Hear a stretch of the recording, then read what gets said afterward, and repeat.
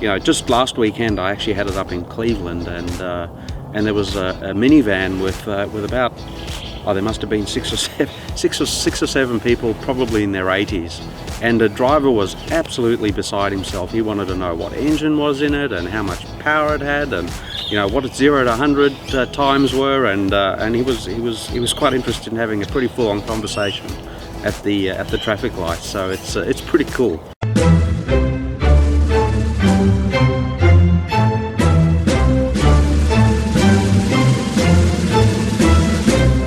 Hi, I'm Gerald Kent. This is my Chevrolet Corvette 2011 Grand Sport Auto.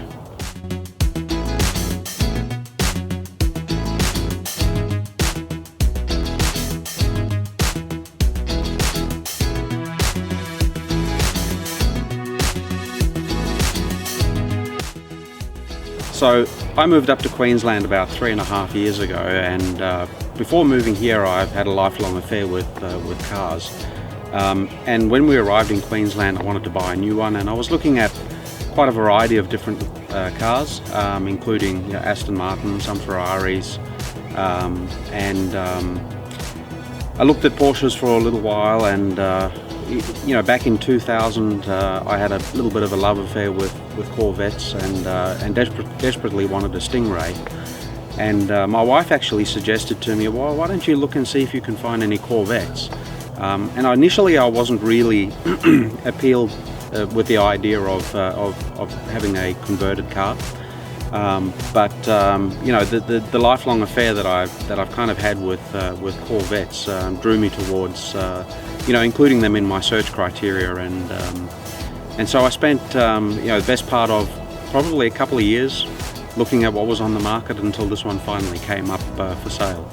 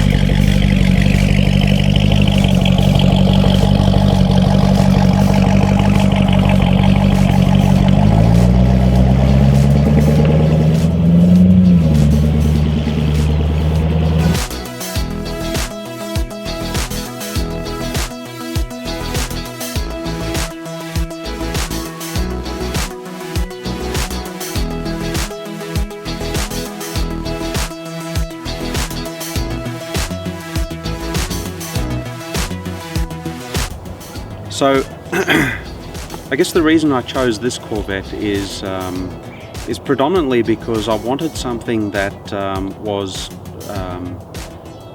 you know, really high quality, and I know Corvettes are generally built for not super high volume, but enough volume where they're designed and engineered and manufactured properly.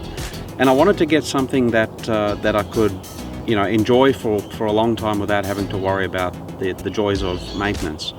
And so what I was really looking for was something that was as close to showroom condition as possible.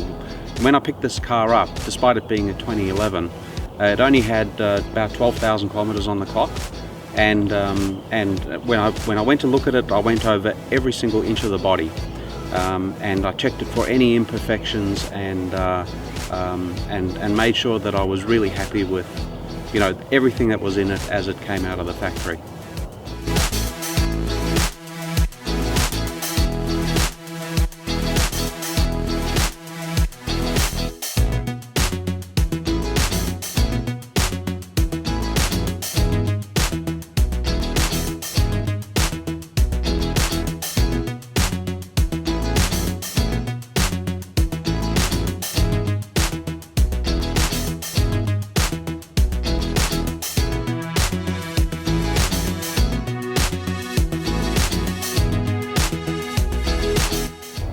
So I guess a little bit of background, I kind of fell into it a little bit, but you know, I studied to be an engineer, and when I got my first car, within 2 weeks I'd already stripped the engine, and much to my father's dismay at the time.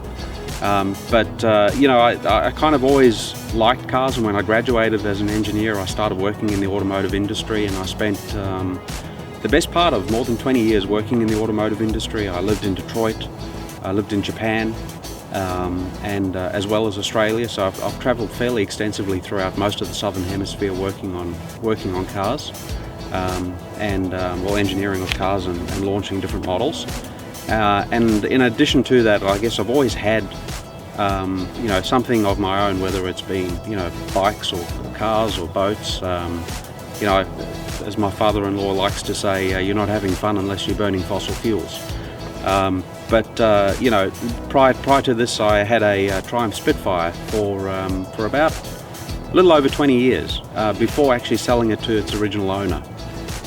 So that was quite an emotional thing for me, and that's a large part of one of the reasons why, you know, not only do I have the Corvette, but I also ride a Triumph.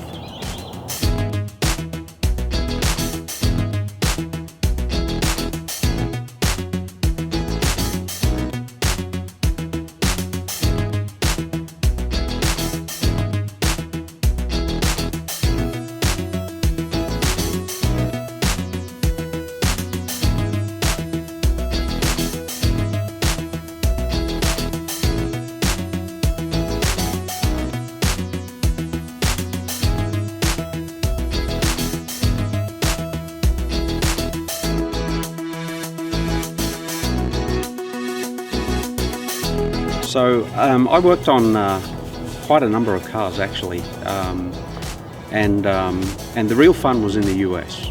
And when I was in the US, I was very privileged to have worked on a number of very cool cars. You know, one of the first vehicles that I worked on there was we worked on the Buick Century, you know, Pontiac Grand Prix, which came with the same platform.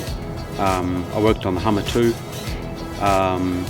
worked a little bit on the Dodge Ram, the Saturn Vue, the Saturn LS, and probably the most fun was actually the Viper SRT.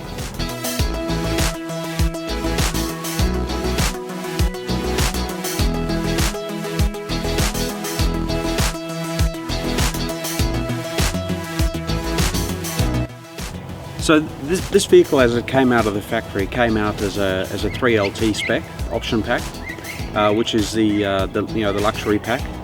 So it's fairly well spec'd with the head-up display and the leather seats and you know, memory settings, etc.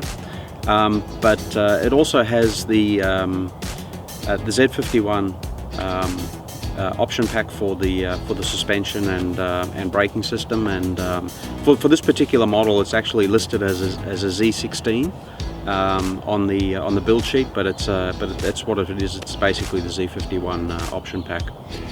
It's got a number of other modifications as well that have been done to it. The engine bay has been fully redressed with carbon fibre coverings, as well as you know, painted intake manifold. And a lot of, you know, stainless steel shrouds or covers. So it's detailed quite nicely, and then in addition to that, it also has the, you know, the duct lip spoiler, the side skirts, and the front splitter as well.